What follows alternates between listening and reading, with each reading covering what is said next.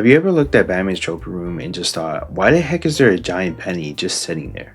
Like the dinosaur's cool and all, and the Joker card makes a lot of sense, but a giant copper coin? That one always just seems out of place, and that one got to me. For the longest time, I just assumed that it had to do with Two-Face or something, because the coin and penny, it makes a lot of sense, easy connection. Or maybe Alfred, since his last name is literally Pennyworth, but no. The real story behind this thing is actually way weirder, and honestly, it's a lot cooler when you find out about the lore. So let me show you what I found. How's it going? My name is Ryan, and today we're going to be talking about the story behind Batman's giant penny. Now, it's no secret that Batman is a huge hoarder of weird stuff. I mean, he even has all of the suits of Robin's. But what's fascinating is that every little thing in Batman's Batcave actually has a story to it. So stick around and subscribe because I will be doing a video on all the different things in Batman's Batcave eventually, which I do find really cool. Like the T-Rex, for example, he actually fought that before, and in the Joker card, there is a story behind that too.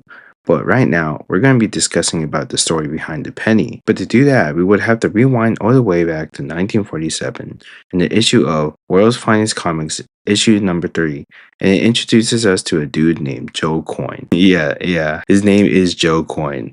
Yeah.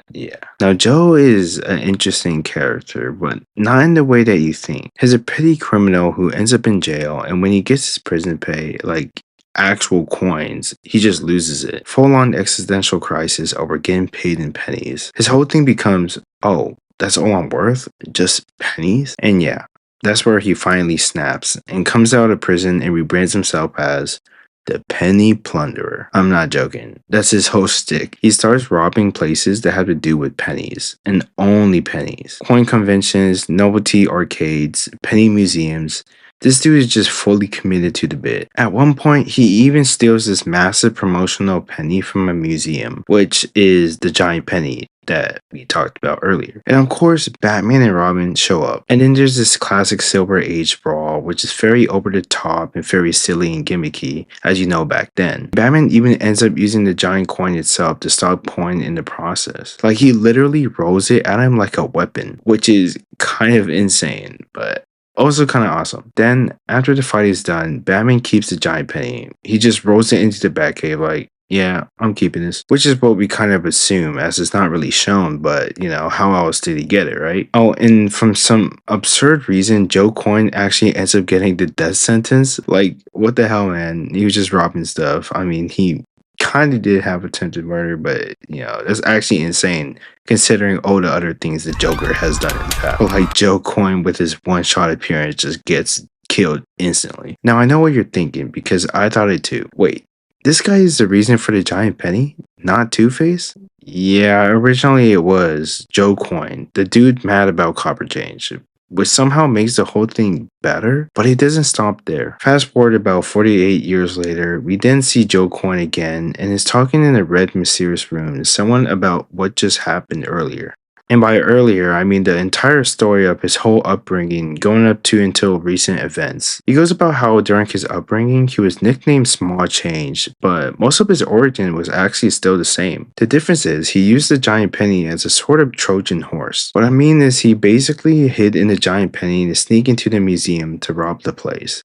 As we see the giant stamp is there again. Batman and Robin show up. In the midst of the battle, Batman throws pennies at Joe Coyne, resulting in Joe accidentally shooting a sign that knocks over the giant penny, killing him in the process. As we find out that the red room that he was in from the beginning and telling his story to was actually him in hell and he was talking to the devil. I guess Joe Coyne was so goopy he didn't get a pass from Batman's no-kill rule.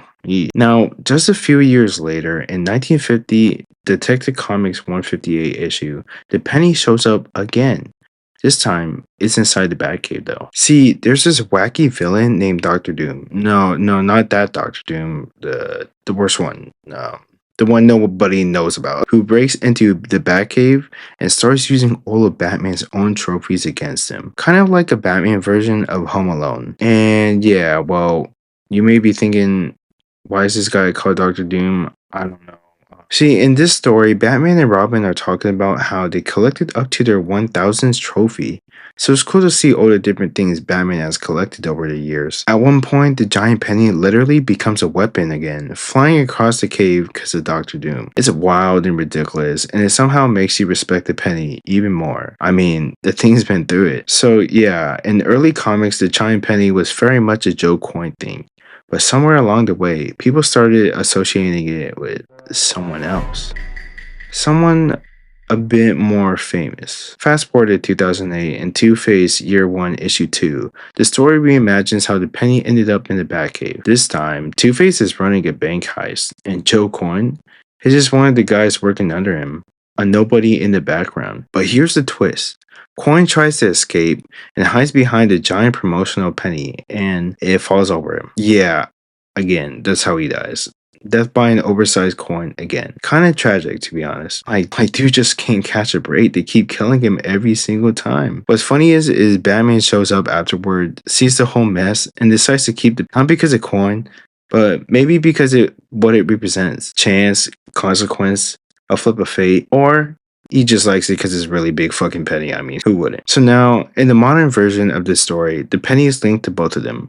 Coin and the Two-Face, depending on the continuity. So, what does the giant penny actually mean? Honestly, I think it's one of the best symbols of the Batcave, and not because of who it's from, but what it represents. To me, the giant penny is about how Batman turns everything, even the dumbest, weirdest things, into something meaningful. It's like, hey, remember that time some penny-obsessed guy tried to rob an arcade? Yeah, I turned that into a lesson. It's about memory, about not forgetting even the small-time criminals.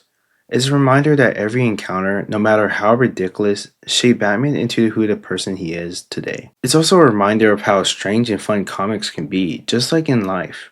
How some of the things that may seem big to us at the time actually become something we can just laugh about that wasn't as big as we thought it was later on in life. Kind of ironic and symbolic of how the penny has changed its value throughout history over time and time again. That's how I interpret it, at least, if that makes any sense. Next time you see that giant penny in the background of the Batcave, you'll know. It's not just a prop, it's a piece of history. A story of obsession, irony, and legacy. If you like this video, make sure to check out this one right here or my full playlist.